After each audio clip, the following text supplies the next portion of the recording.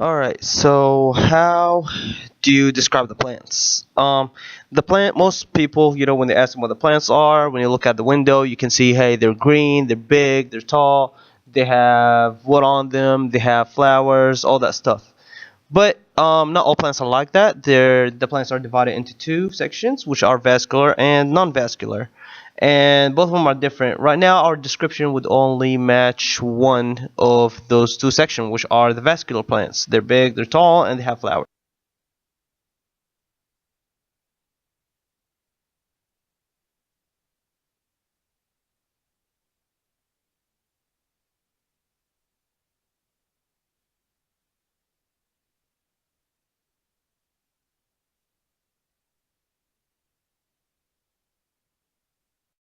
And we will start talking about the vascular plants first, because they got a little bit more information than the non-vascular. And beside the vascular plants is what we most see outside, such as trees and flowers, like I just have said. The vascular plants, they have vascular vessels to transport water and food throughout the plant.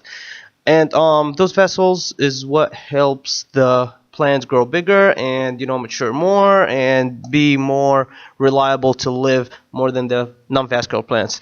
They can transport the food and minerals and water, all that good stuff throughout their throughout their self.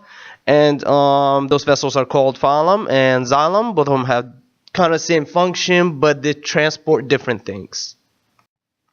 So phloem is the vessel within the plant that actually transfers the food and minerals throughout the plant. This is one vessel that is found in vascular plants only, and not non-vascular. That's the difference between vascular and non-vascular. This one has phylum and xylem, which helps them grow more and mature more better than the non-vascular plants. The non-vascular plants, they stay small and they do not grow as big as the regular vascular plants, and that is the reason for phloem and the xylem. Now, xylem is the other vessel within the vascular plant that transports water. We said the phloem, it transports minerals and food, and xylem has the same function as the phloem, but as I said, it transforms different thing, which is water. It transports the liquid throughout the plant too, and of course, it helps it get bigger and more mature. Alright, and now we'll talk about some phylums of the vascular plants. I put some over here. That is not all of them. We have Anthophyta, which are considered to be an angiosperm, and the rest are gymnosperms, Conferophyta, Cicadophyta, and Ginkgophyta. Those are different, but then they have the same things too in common. And angiosperms is the only one that is different than the other gymnosperms, which is Anthophyta over here. And it's because they house their seeds within fruits. The gymnosperms are known to just get the spores, and then the wind would help them carry out the reproduction. They just spread the spores around. So I'll put up some examples over here of some gymnosperms. I have cycads, ginkgos, and conifers. Are the pine trees, and you can see outside is those pine cones that drop down. Those are conifers, and then you have cycads, which are, they look like palm trees, but they are not. They're just underground, like it's not as big as palm tree, just down there. And then you have the ginkgos. Those are significant. They have the just one species, and notice the leaf structure for all of these are different, and we'll talk. First, the Anthophyta. The Anthophyta are angiosperms. Those are flowering plants. Those are got some good characteristics, such as they are heterosporous. Sperms are not motile. That means they are not flagellated. The leaves, they vary in size and form. They look different. It depends on what kind of plant it is. And then you have the sperm. It is not motile, and then, like I have said, and then it's conducted to the egg by the pollen tube. And then you got the seeds are enclosed with the fruit. That means that they are all fruits, and as you can tell from their name, they are flowering plants. And then we have right here the Coniferophyta, which are the conifers, pines and spurs, all that stuff. Those are mostly heterosporous, or they are heterosporous seed plants, and the sperm is not motile either. Both of them, angiosperm and Coniferophyta, are not their sperm is not motile at all. That means it's not flagellated. They are conducted by the pollen tube, which are the same as the angiosperms. And then you have the leaves are more needle-like and scale-like, so they have two distinct kind of leaves, and produce male and female cones. And then we have the Kycatophyta, of course, which are the kycads. And then the sperm is motile, that means it is flagellated, and but it is confined within the pollen tube that grows to the density of the egg. They are palm tree looking, but they're not palm trees. They're just right on the ground. They are not palm trees, and they have like a big looking cone in the middle too, as you can see on the picture right here.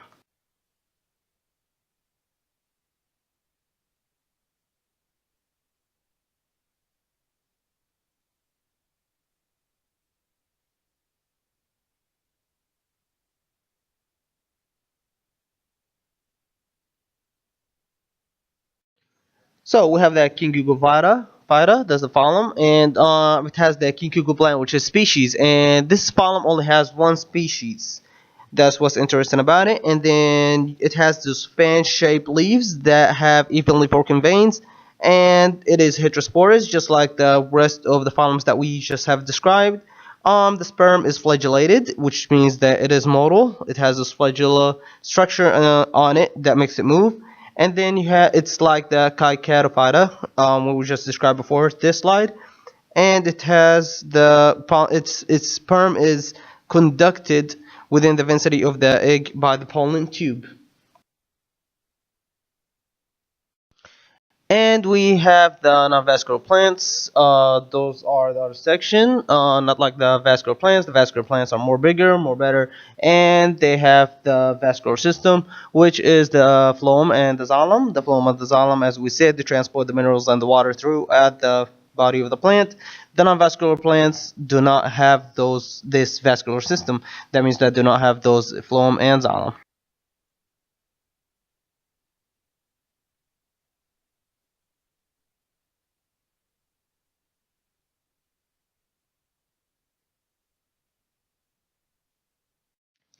And the non-vascular plants, they lack true roots, and not like the vascular. The vascular has roots. Instead of the roots, they have those structures that are called rhizoids.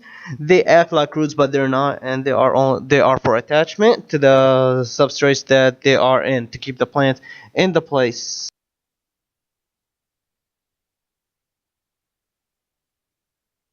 Here are some pictures of the non-vascular plants. You got ferns, horsetails, and whisk ferns. As you can tell, they are small and they are kind of stuck to the ground. They are not big at all.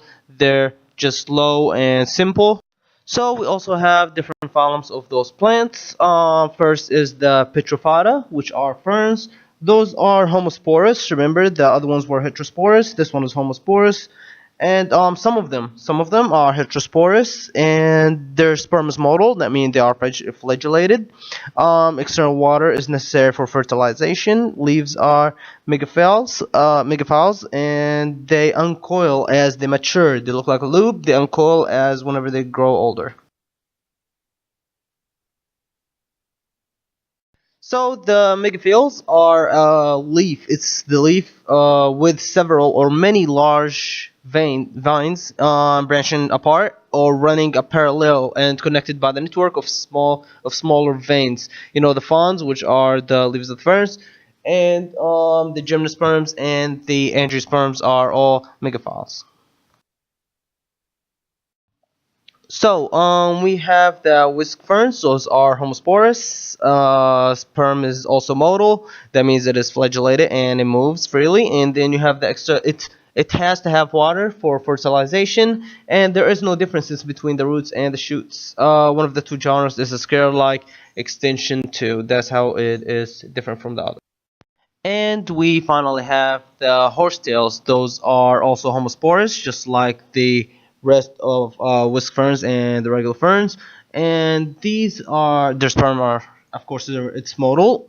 That means it's moved. It's also flagellated, and the water is also needed for fertilization. Remember that The horsetails or any kind of non-vascular plants, they always live close to water, and they're small and they never grow that big. They're always close to water. They're always in a moist environment, and they need water for fertilization.